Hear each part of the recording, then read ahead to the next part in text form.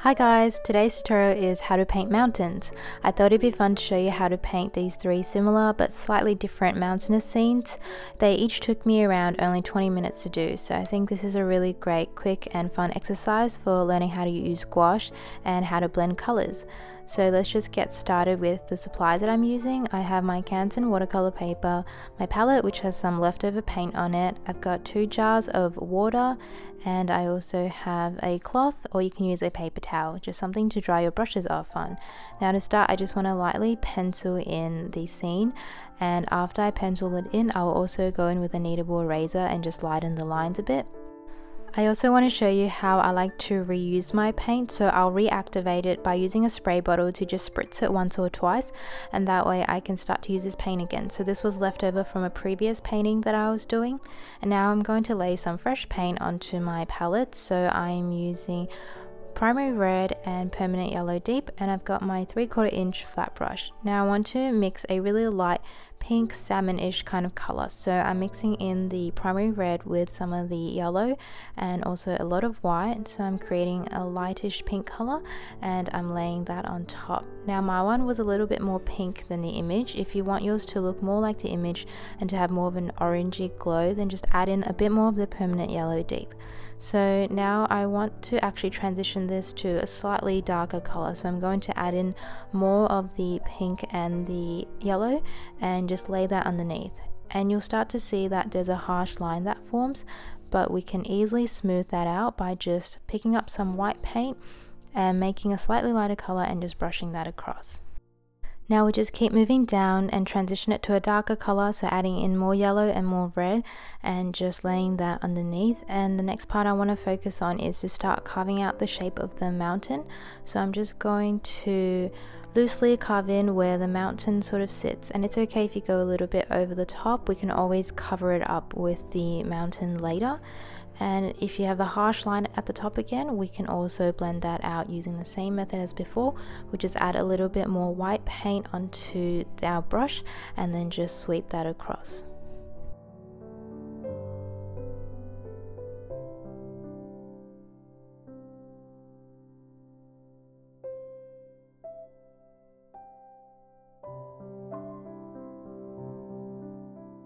At this point, you can also switch to a smaller flat brush so you can get a bit more precision to try and blend out some areas that are still a little bit not blended out. So I've switched to a 1/4 inch flat brush and I've just tried to blend out that little bit up there. Now I'm going to start painting in the mountains. So I have 3 different blues on my palette. On the left I have ultramarine blue, then I have primary blue, and next to that I have phthalo blue.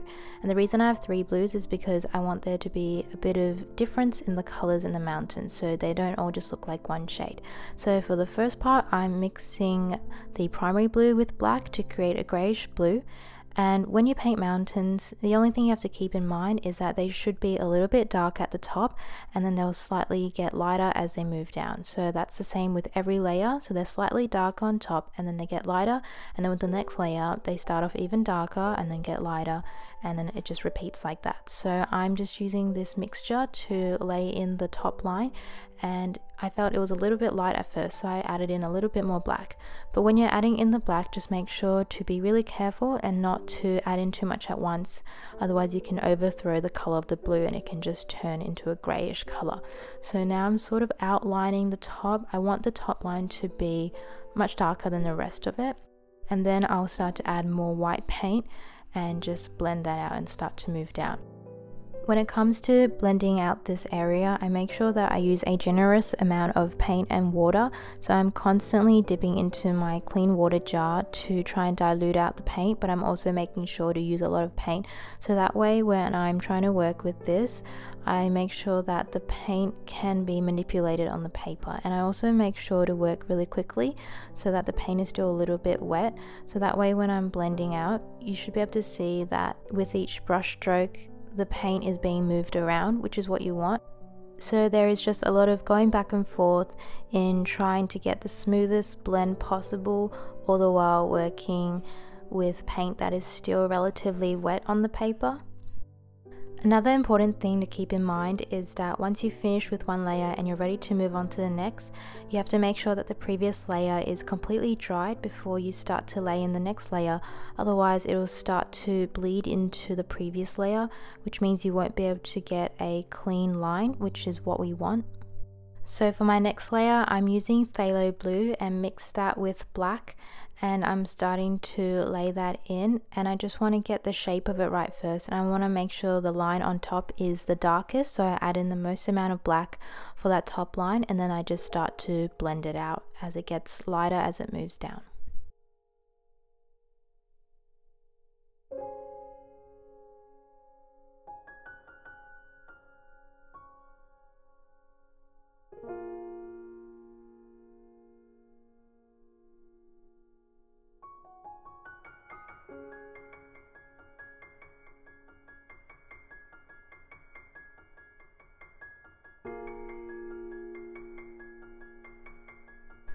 In the next layer it gets even darker, so I add in a bit more black and I start to lay that in.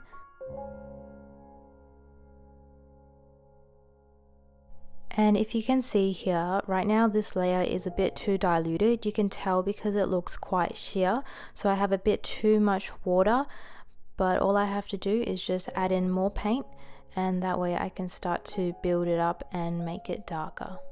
So if yours also looks like what mine did, it could be that you don't have enough paint in your mixture and yours is just a little bit too diluted. So to build up the color, make sure you have enough paint. With this layer, I also want to start indicating where the tree line is on the top of the mountain. So I use the tip of my brush and I just nudge it up and down to create the illusion of a tree line. And I make sure that this part has the most amount of black paint in it because I want this top line to be the darkest line. And after I put in that tree line, I also want to blend it out and make it look smooth. So I just keep dragging the color outwards and downwards so that way it can blend together with the rest of it.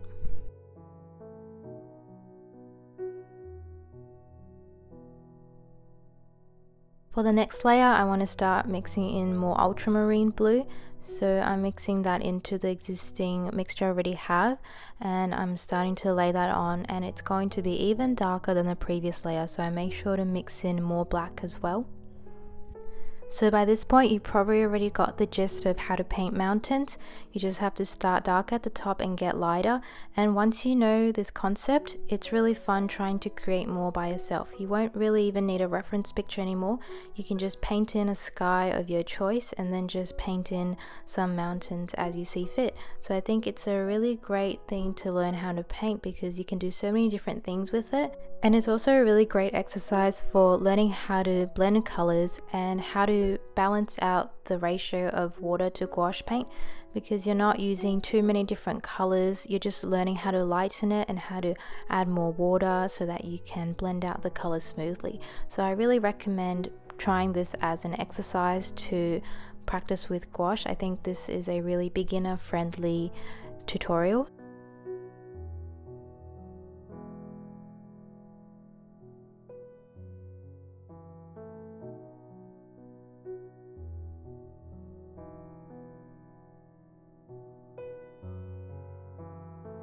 For the final layer, I am using pure black paint and I'm just filling in the blank space, and then I'm just painting in a tree line as well. And this first one is done.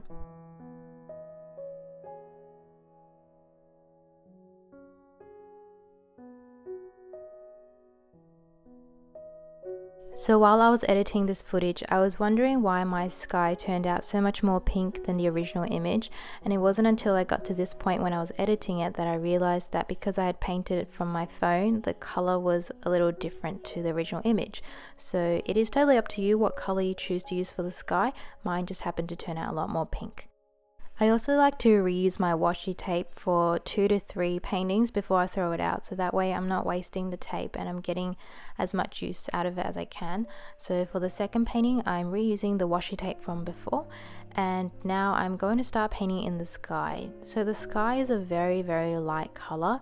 I'm using white mixed with a little bit of the primary red from before, and it is going to be so light that it almost just looks like a white. For the distant mountains, I also want to mix a very light color, so I'm mixing a very light blue, and I'm just lightly painting that in. And an important thing to remember here is that gouache paint will dry darker, so light paint will dry darker and dark paint will dry lighter. So if you put on a color and you think it looks too light, it might just be the right color, because once it's dry it'll be a little bit darker. So just make sure you're very light-handed with this part, because you don't want it to be too dark, because these are really distant mountains that are sort of covered in fog. So you want to create the illusion that they are very, very far away, and to do that they have to be a very light color. So after that, I'm going to start to mix in a little bit more yellow into the paint, because I want to start transitioning it more into a greenish blue, but still more on the blue end.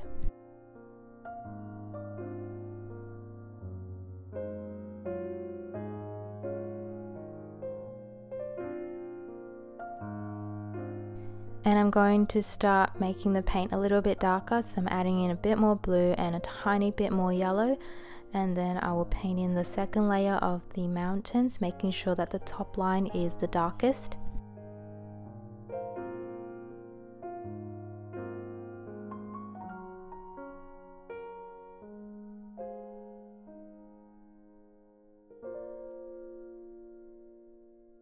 You also want to keep in mind that in this photo, the light source is coming from the left side, so you want to fade things to be slightly lighter on the left side of the image and darker on the right side, so then it creates the illusion of depth.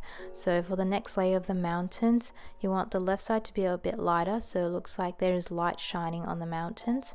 And I would say that this second painting is maybe a tiny bit more difficult than the first one, just because there is more of a perception of depth from the light and shadows. So now I'm up to the third layer of the mountains, and I'm mixing in even more blue. And as I'm blending this out, I'm making sure that the right side is darker and the paint starts to get lighter as I move to the left side.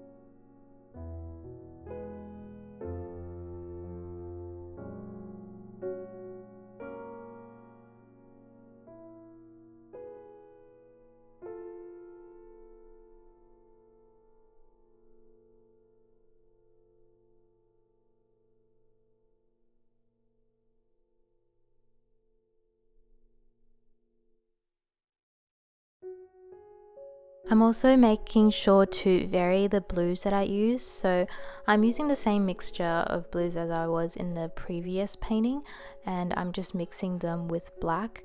So for this layer, I think I used a bit more phthalo blue, and I'm making sure to fade this one out to the right side this time, so it's actually a bit dark on the left side and it fades out to be lighter on the right side. And then I'm just repeating this process for the rest of the painting. And I also make sure that I am creating the illusion of a tree line by using my brush to do these little trees on the tops of the mountains. For this layer, I'm using more ultramarine blue in the mixture.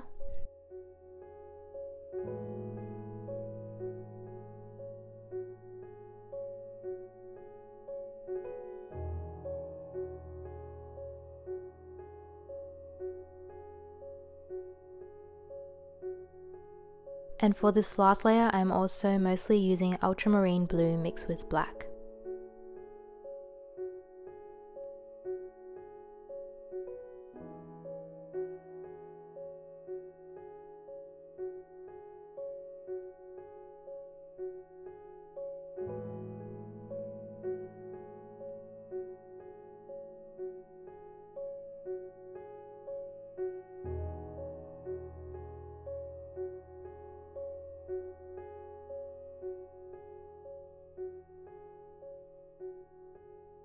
This was a really fun one to paint. Again, you can see that my painting was a little different from the reference photo just because I was painting off my phone, so the colors were a little bit different, and that's why my sky turned out a lot more white, whereas in the reference photo it was a little bit more orangey yellow.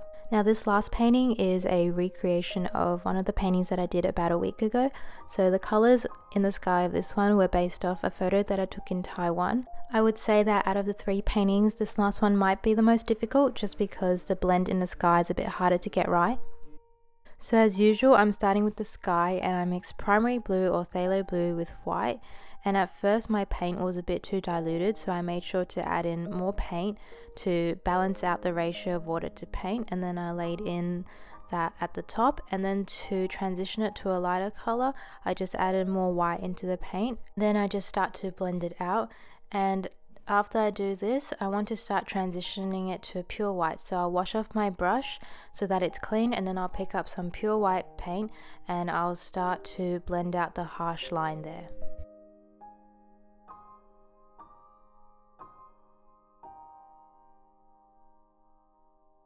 You can also switch to a smaller flat brush to help you really blend out the details here. And then for the next part, I'm going to continue using my smaller flat brush to paint in the rest of the sky. So I'm picking up a bit of yellow and I'm using primary yellow mixed with a lot of white, and I'm going to start blending that in just below the white line. So I don't want to mix it too much with the blue area, otherwise the blue and yellow will make a green color. I want it more to look like blue fading into white and then lightly into yellow. Now I'm picking up some permanent yellow deep and I'm mixing it with a lot of white, and I'm laying that just below the light yellow before, and I just try and blend that out. And to blend out the harsh line, I try to mix an in-between color, so I'll mix even more white into the paint so I can soften the harsh line in between. And now I'm starting to transition it more into the pinkish color, so I want to pick up some primary red and mix that into my orange mixture before, and I'll lay that underneath.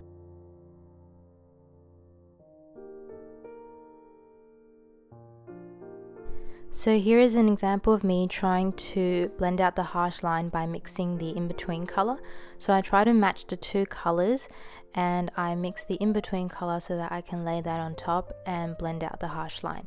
Now I'm transitioning into purple, so I'm mixing ultramarine blue with the primary red, and I also make sure to mix in a lot of white so it's a really light pastel colored purple.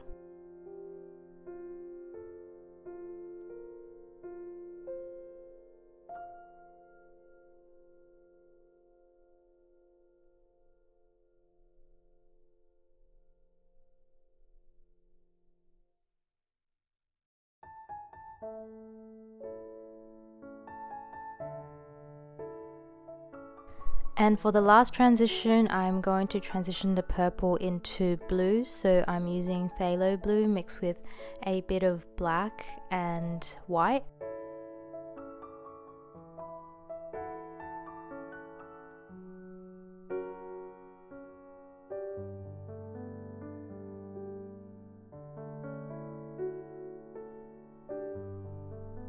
Now I finished the sky and I'm up to painting the mountains. So for the mountains, I want to mix ultramarine blue with primary red so I get a nice purple. Then I want to dull it out with some black, so I'm mixing in black into the mixture, and then I want to lighten it just a little bit with some white, and I'm going to paint in the silhouette of the mountain. And I want the top line to be dark, but underneath it I want it to be much lighter. For the rest of the painting, I'm just repeating the same steps as before. The only thing I am varying slightly is the color of the mountains. I am still mostly using the purple mixture, but sometimes it'll be a bit more blue, so I'll add in more ultramarine, and sometimes it'll be a bit more purple. And I make sure to mute out the color with some black as well, and then I just add in white as it gets lighter down the bottom. And the only things to keep in mind are that you have to make sure that the previous layer is dry before you start to put in the next layer. Otherwise the colors will start to bleed and you won't be able to get a nice clean and crisp line.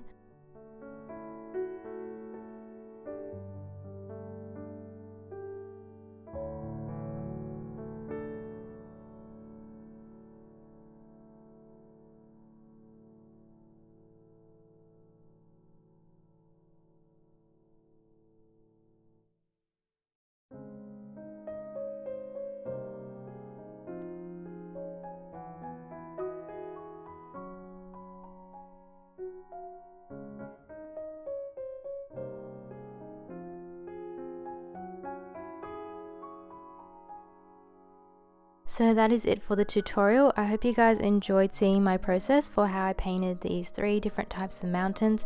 I really enjoyed painting these, especially because I cut the paper size to be a bit smaller, so they only took me around 20 minutes each to paint, and I just had a lot of fun playing around with the colors. I would love to know which one of these 3 is your favorite, so comment that down below, and if you have a go at any of them, please tag me on Instagram because I would really love to see. I hope you guys enjoyed this, and I will see you in the next video.